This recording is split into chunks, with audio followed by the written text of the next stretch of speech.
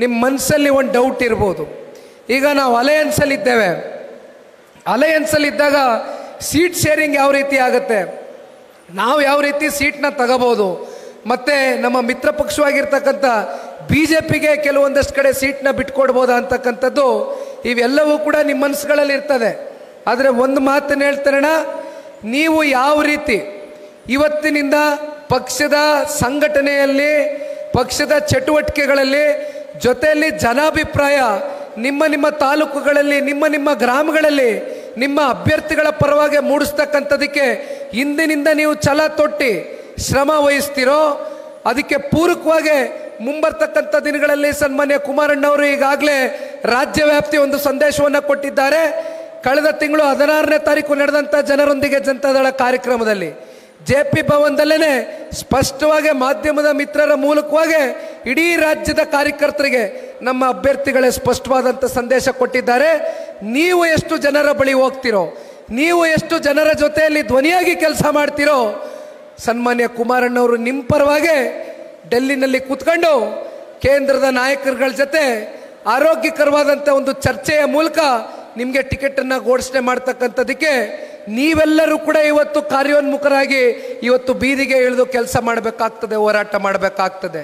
ದಯವಿಟ್ಟು ಮತ್ತೆ ರಾಮಣ್ಣವ್ರನ್ನ ಅಲಯನ್ಸ್ನ ಅಭ್ಯರ್ಥಿಗಳಾಗಿ ಮಾಲೂರಿನಲ್ಲಿ ನಾವು ನೋಡಬೇಕು ಅಂತಕ್ಕಂಥದ್ದಾದರೆ ಇಂದಿನಿಂದ ನಿಮ್ಮ ಹೋರಾಟ ರಾಮೇಗೌಡರ ಪರವಾಗಿ ಮಾಡ್ಬೋದಣ್ಣ, ಆಗ್ಬೋದಾ?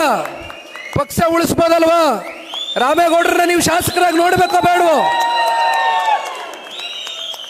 ಇವತ್ತು ರಾಮೇಗೌಡರನ್ನ ನೀವು ಶಾಸಕರಾಗಿ ಮಾಡಿದ್ರೆ ತಾಲೂಕಿನಲ್ಲಿ ಆಗ್ತಾ ಇರ್ತಕ್ಕಂಥ ಭ್ರಷ್ಟಾಚಾರದ ವ್ಯವಸ್ಥೆ, ತಾಲೂಕು ಕಚೇರಿಗಳಲ್ಲಿ ಪ್ರತಿನಿತ್ಯ ಆಗ್ತಾ ಇರ್ತಕ್ಕಂಥ ಸುಲಿಗೆ, ಇವತ್ತು ಇಲ್ಲಿರ್ತಕ್ಕಂಥ ಈ ಭ್ರಷ್ಟ ಶಾಸಕನ ಮುಂಬರ್ತಕ್ಕಂಥ ದಿನಗಳಲ್ಲಿ ಮಾಜಿ ಮಾಡ್ತಕ್ಕಂಥದ್ದಕ್ಕೆ ನಾವು ನೀವೆಲ್ಲರೂ ಇವತ್ತು ಪಣೆ ತೊಟ್ಟಿ ಹೋರಾಟ ಮಾಡಬೇಕಾಗ್ತದೆ.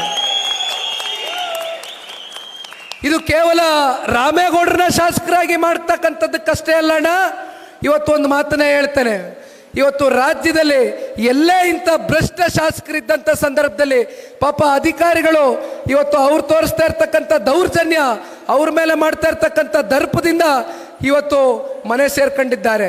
ಯಾರು ಹೊರಗಡೆ ಒಂದು ಕಮಕ್ ಅಂತ ಎಲ್ಲ ಮಾತಾಡ್ತಾ ಇಲ್ಲ. ಕಾರಣ ಯಾಕಂದ್ರೆ ಅವ್ರದೇ ಸರ್ಕಾರ ಇದೆ, ಅವ್ರದೇ ಮುಖ್ಯಮಂತ್ರಿಗಳಿದ್ದಾರೆ, ದೊಡ್ಡ ಪ್ರಮಾಣದ ಸರ್ಕಾರ. ನಾವಿನ್ನೇನಾದ್ರು ಮಾತಾಡಕ್ ಹೋದ್ರೆ ಮತ್ತೆ ನಮ್ಮನ್ನ ಟಾರ್ಗೆಟ್ ಮಾಡ್ಬಿಡ್ತಾರೆ ಅಂತ ಪಾಪ ಅಮಾಯಕ ಅಧಿಕಾರಿಗಳು ಇವತ್ತು ಕಣ್ಣು ಮುಚ್ಕೊಂಡು ಕೂತ್ಕೊಂಡವ್ರೆ. ಇವತ್ತು ಎದುರಿಸ್ಲಿ ಪಾಪ, ಅದೆಂಥದ್ದು ED ಕೇಸು ಕೋರ್ಟ್ನಲ್ಲಿ ಎನ್ಕ್ವೈರಿಗೆ ಈಗಾಗಲೇ ಆದೇಶ ಮಾಡಿಸಕ್ಕೆ ಹೊರಡ್ತಾ ಇದ್ದಾರಲ್ಲ, ಎದುರಿಸಿ ಮೊದಲು ಅದರಿಂದ ಹೊರಗಡೆ ಬರಲಿ. ಗೆದ್ದಿರೋದು ಬರೀ 250 ಓಟಿಂದ, 25,000 ಓಟಿಂದ ಅಲ್ಲ. ಹಾಗಾಗಿ ದಯವಿಟ್ಟು ರಾಮಣ್ಣವ್ರಿಗೆ ಮುಂಬರ್ತಕ್ಕಂಥ ದಿನಗಳಲ್ಲಿ ಎಲ್ಲ ನಮ್ಮ ಪಕ್ಷದ ಕಾರ್ಯಕರ್ತರು, ಒಂದು ಕಡೆ ಅಕ್ಕ ಅವರು ಇದ್ದಾರೆ, ರಾಮಣ್ಣವರಿದ್ದಾರೆ, ಜೊತೆಯಲ್ಲಿ ಈ ಪಕ್ಷವನ್ನು ಕಟ್ಬೆಳೆಸಿರ್ತಕ್ಕಂಥ ಎಲ್ಲ ನಿಷ್ಠಾವಂತ ಕಾರ್ಯಕರ್ತರು, ಪ್ರಮುಖ ಮುಖಂಡರಿದ್ದೀರಿ.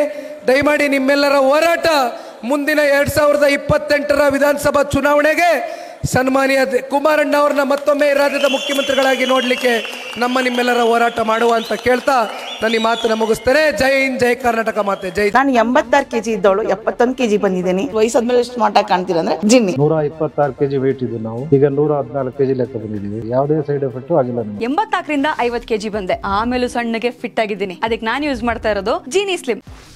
84ರಿಂದ 50 kg ಬಂದೆ, ಆಮೇಲೆ ಸಣ್ಣಗೆ ಫಿಟ್ ಆಗಿದ್ದೀನಿ. ಅದಕ್ಕೆ ನಾನು ಯೂಸ್ ಮಾಡ್ತಾ ಇರೋದು ಜೀನಿ ಸ್ಲಿಮ್. ಸಣ್ಣ ಆಗಕ್ಕೆ ಜೀನಿ ಸ್ಲಿಮ್ ಯೂಸ್ ಮಾಡದೆ ಹೆಲ್ದಿನೂ ಅದೇ. ನೀವು ಸಣ್ಣ ಆಗ್ಬೇಕಾ, ಹೆಲ್ದಿ ಆಗ್ಬೇಕಾ?